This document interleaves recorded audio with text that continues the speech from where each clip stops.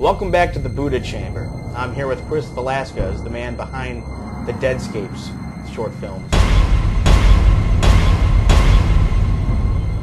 Chris, you want to tell us about the latest one coming out, I believe, this Halloween? Well, actually, it's already out. I preempted the Halloween release. The second short film is yet another zombie apocalypse story. Eyewitnesses to these events have claimed that the instigators had ghoulish makeup on or were covered in blood. People are going crazy after suicide. I'm gonna call the police. I'm calling the police.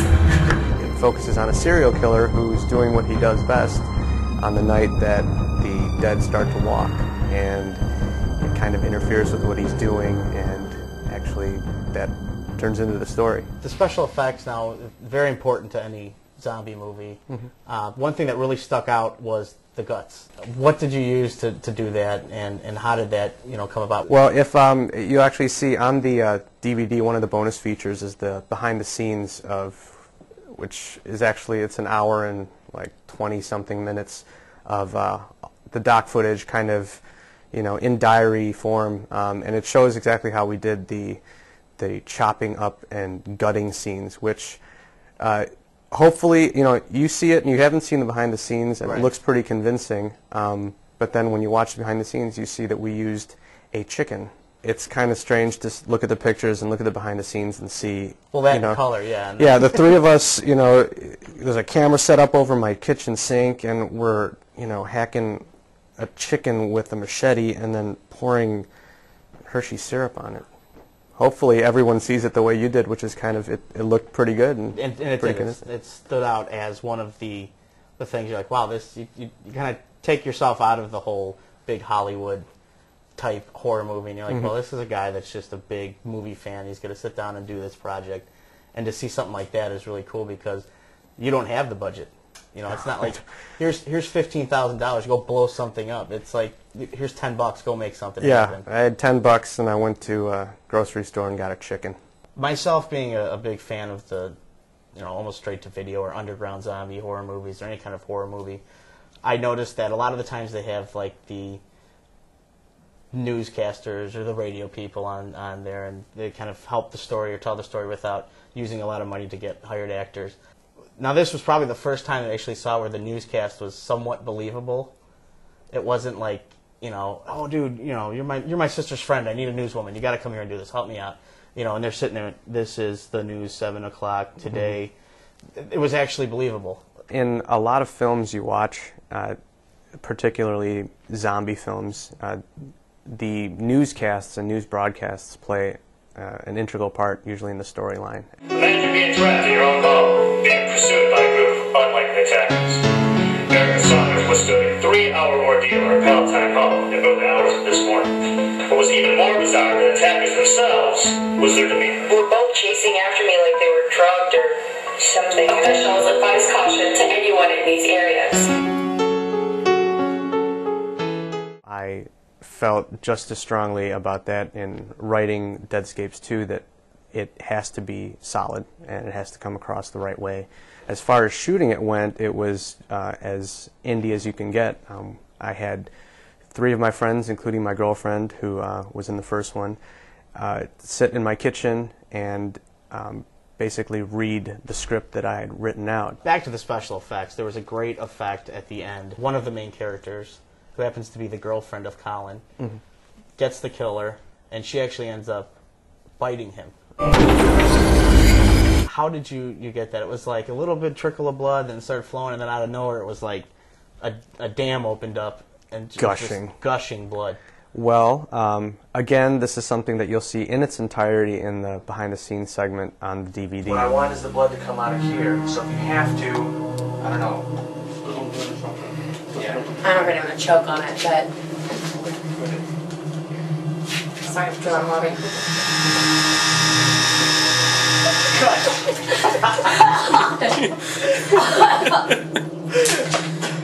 I used the same effects technique for both the throat cut scene at the beginning and then the bite scene at the end.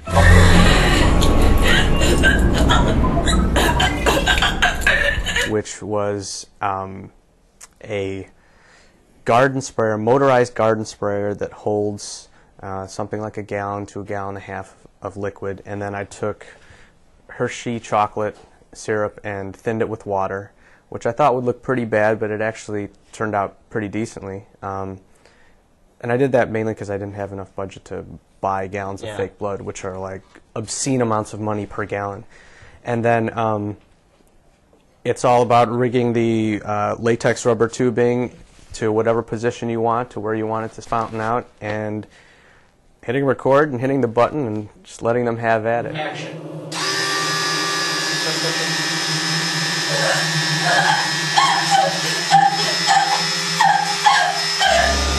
And cut.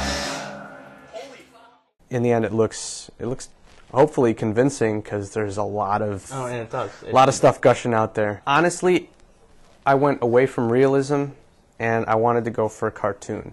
When you watch a movie like Dawn of the Dead, or even From Dusk Till Dawn, or some of these films, they get obnoxious with the bloodletting, to the point where it's like someone gets shot and you just see a bucket of blood shower like the wall behind them.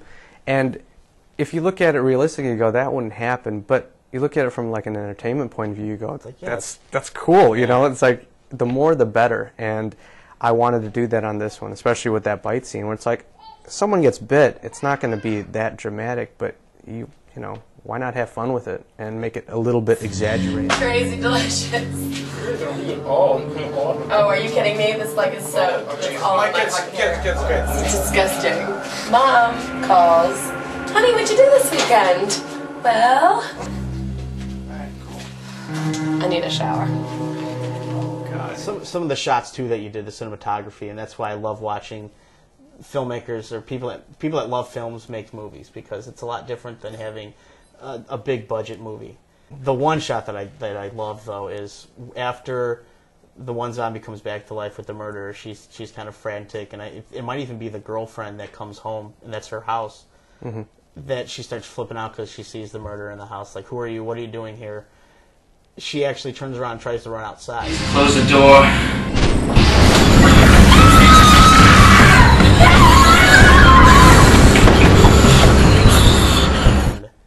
You cut to the shot where the door swings open. It's just this big bright light in this doorway, and everything else is black because it's night out, and you kind of just see the silhouettes of zombies, and you can't tell if they're male, female, you know, whatever. There's just these blackness of humans walking. In the script, that particular scene, and then at the beginning when the killer first shows up and does his initial thing before he closes the door, I did write that into the script. I was very specific about having that shot of just blackness, and all you see is the doorway light and him in the doorway. And then later on, we go back to that exact same kind of setup, but this time it's zombies approaching. And you almost kind of feel sorry for the murderer who starts this whole thing. At the end, it's kind of like, oh man, you kind of feel sorry for him now, because even he kind of goes through a transformation with who he is towards the end of the film. Again, I'm glad that something other than, you know, apocalypse and zombies comes across in a zombie film. Is that what you were going for when you were writing? That's exactly what I was going for. Now, are you a fan of zombie films? To show how geeked out I am about zombies, I actually have... and I was going to get to this. I actually have the original Dawn of the Dead logo tattooed on my arm. And then I also got George Romero himself to sign my arm, and then I got it tattooed over his signature. Which to a lot of people would be like, wow, you're an ultimate fanboy geek. But it's not quite the obsession that you'd assume it would be for someone to do something like that. But I am a huge fan of his particular zombie films. He tells really good stories with his zombie films. That's something that is it's a big goal of mine, to kind of story. One of the things that I love about, you know, certain zombie films is that usually the zombies take a backdrop to, you know, something else going on, something about the characters and the people. Instead of just focusing on how many zombies can you fit on the screen and how much blood can you spill. I've seen way too many indie films, particularly zombie films, that kind of, you know, they got a lot of filler but nothing else. And I kind of wanted to stray away from that.